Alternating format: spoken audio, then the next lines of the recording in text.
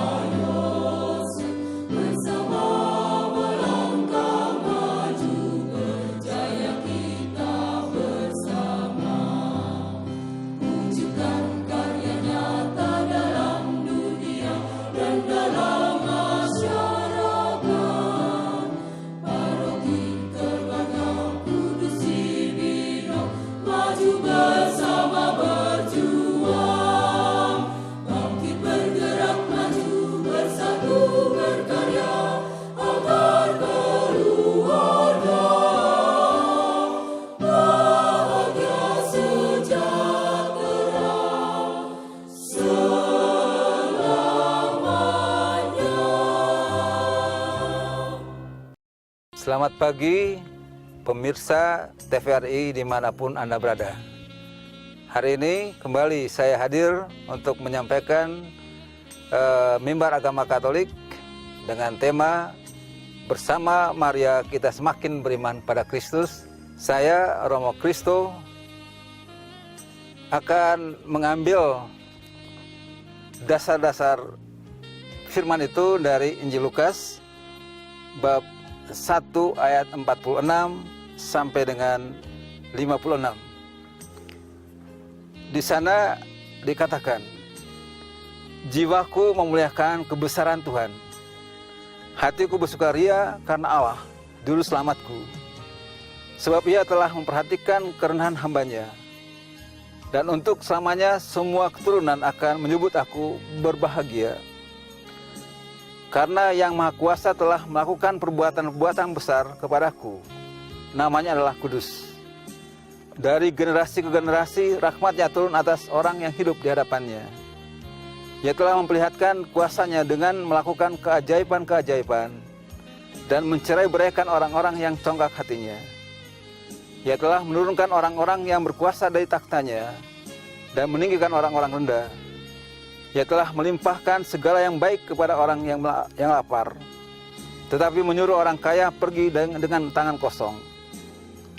Ia telah menolong Israel hambanya, karena ia ingat akan belas kasihannya, seperti yang telah dijanjikannya kepada nenek moyang kita, kepada Abraham dan keturunannya untuk selama-lamanya.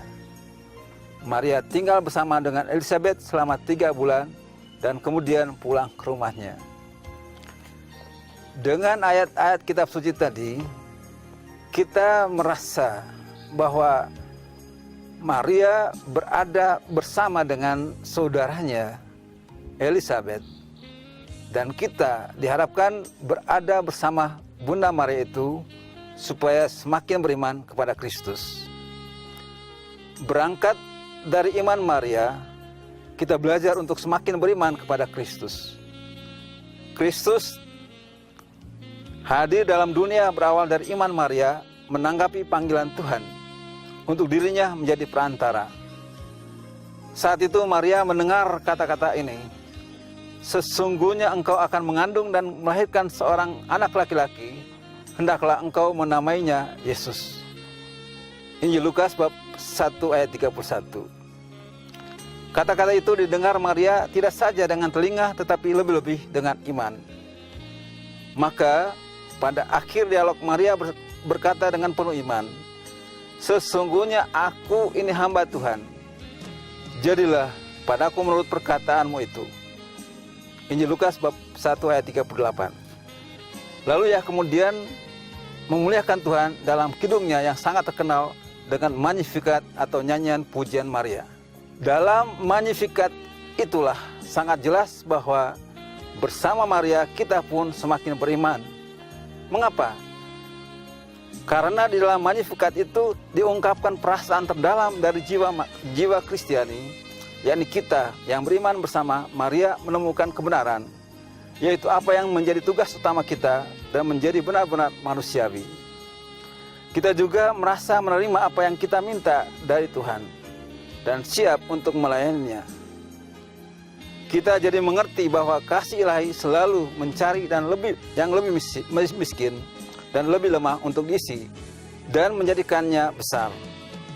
Akhirnya dapat dipahami bahwa satu-satunya doa kita adalah ucapan syukur kepada Allah atas pengertiannya dan rencana-rencananya yang penuh kasih sayang. Bersama Maria, para murid Yesus pun semakin beriman.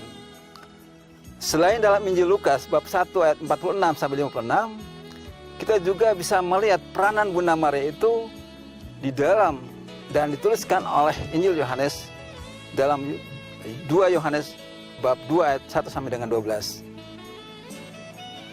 Ketika seluruh persediaan anggur untuk pesta itu telah dihidangkan dan mereka kehabisan anggur, di sana terdengar kata-kata Maria penuh iman itu kepada Yesus. Mereka tidak mempunyai anggur lagi. Kita akan membacakan Injil Yohanes itu supaya kita bisa menemukan apa sesungguhnya yang terjadi di sana. 3 hari kemudian ada perayaan nikah di kota Galilea dan ibu Yesus pun ada di situ. Yesus juga diundang ke pesta nikah itu bersama dengan murid-muridnya. Ketika seluruh persediaan anggur untuk pesta itu telah dihidangkan dan mereka kehabisan anggur, berkatalah ibu Yesus kepadanya, "Mereka tidak mempunyai anggur lagi." Jawab Yesus kepadanya, "Ibu, pikiranmu bukanlah pikiranku, waktuku belum tiba."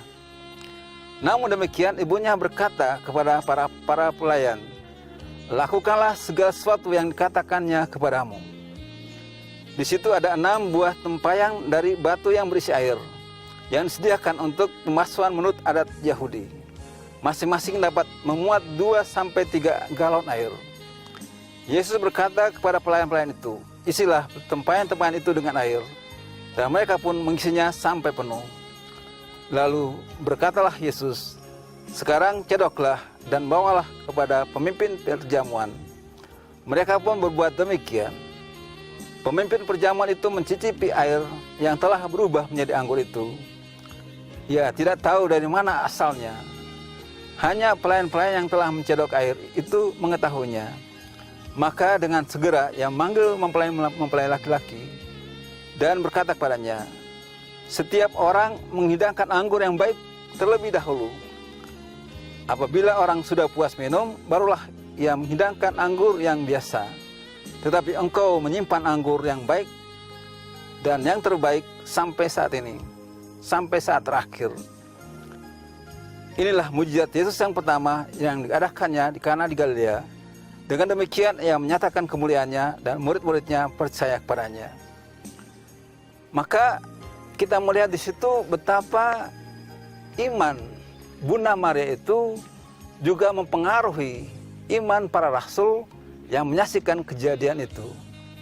Dan dengan demikian kita diajak untuk beriman bersama para rasul, beriman seperti Bunda Maria untuk percaya kepada Kristus.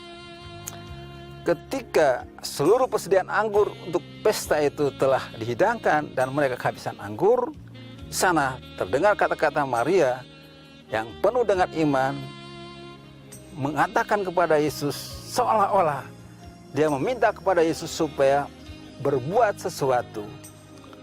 Mereka mengharapkan Yesus mengubah air menjadi anggur. Dan itu terjadi. Walaupun agak dibantah oleh Yesus dengan berkata, Ibu, pikiranmu bukanlah pikiranku, waktuku belum tiba. Akan tetapi Maria tetap memperlihatkan imannya yang teguh dengan meneruskan berkata kepada para pelayan, lakukanlah segala sesuatu yang dikatakannya kepadamu. Dan apa yang terjadi? Hal yang terjadi adalah mujizat Yesus yang pertama, yakni mengubah air menjadi anggur. Dengan demikian, bersama Maria sesungguhnya kita pun semakin beriman. Karena bukan saja ada perubahan materi air menjadi anggur, tetapi perubahan hidup. Hidup yang letih lesu bisa menjadi kuat karena percaya.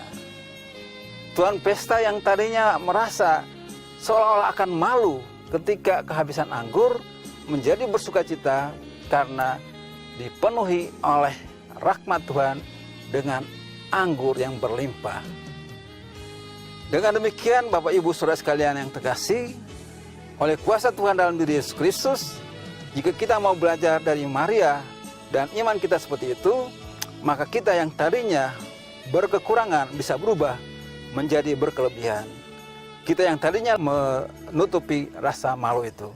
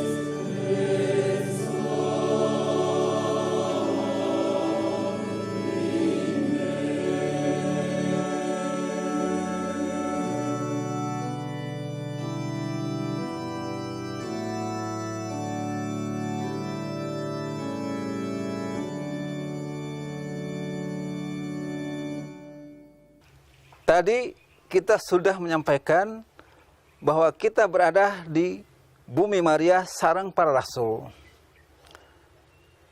Bumi itu sendiri bermakna dua.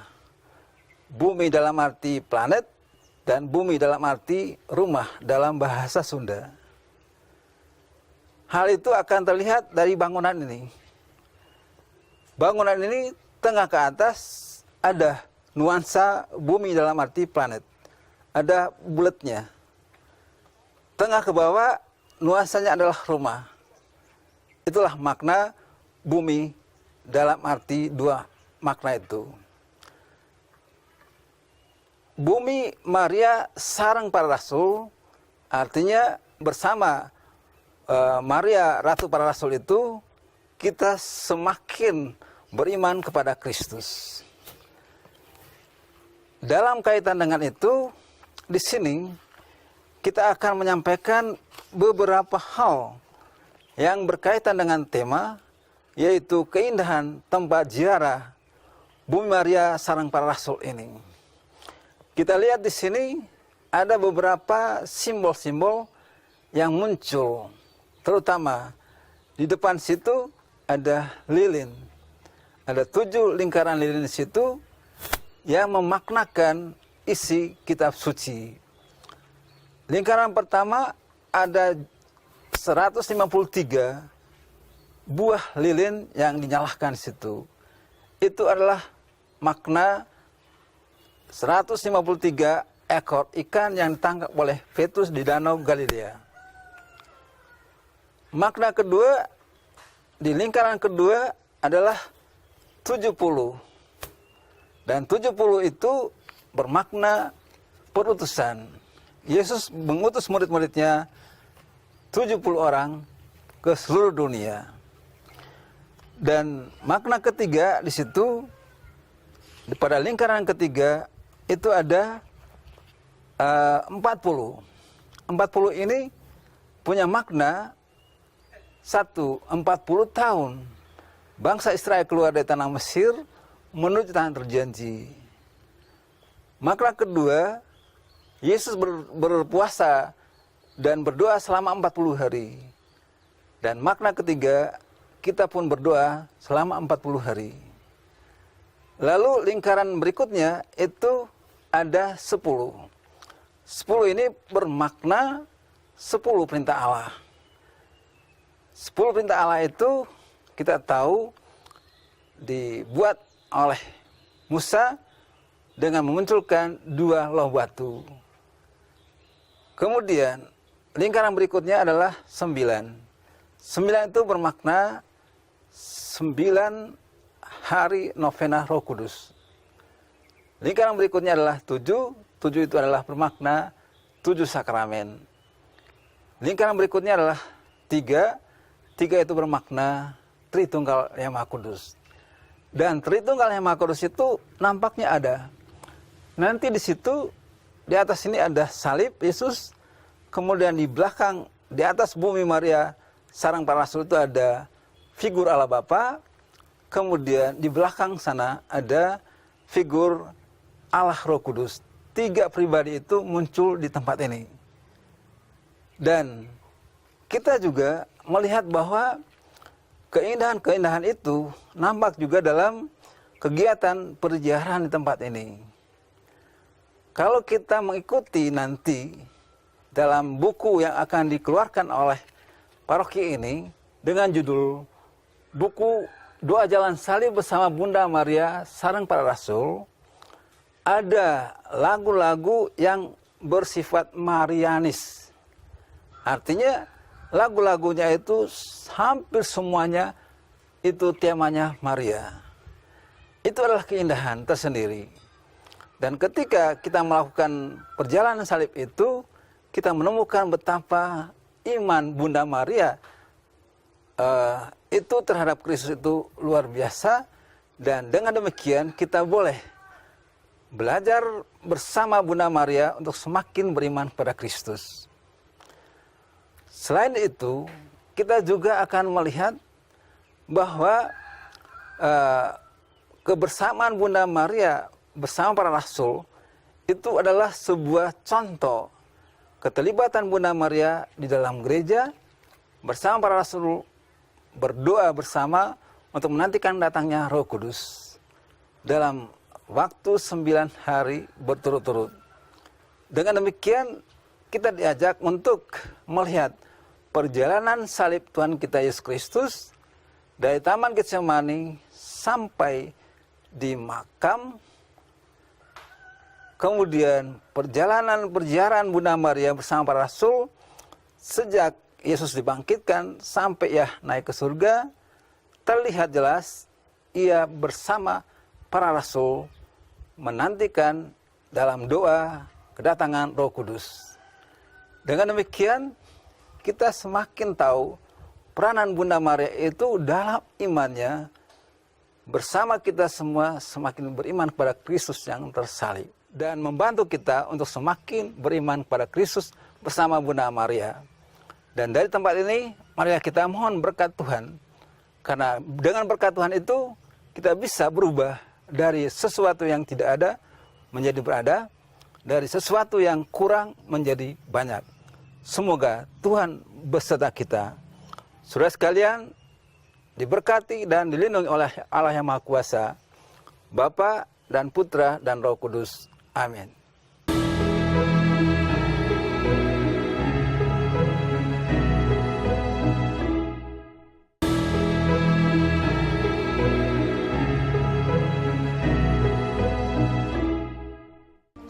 Pemirsa TVRI dimanapun Anda berada, tanpa terasa sudah 30 menit saya menemani Anda sekalian di dalam mimbar agama Katolik. Semoga apa yang barusan Anda saksikan semakin memperkokoh iman dan keyakinan kita kepada Kristus Yesus. Dari Bumi Maria Sareng Para Rasul Paroki Santo Andreas Sukaraja, Keuskupan Bogor, saya Nia Pati mohon pamit undur diri dari hadapan pemirsa. Semoga Tuhan Yesus memberkati kita semua.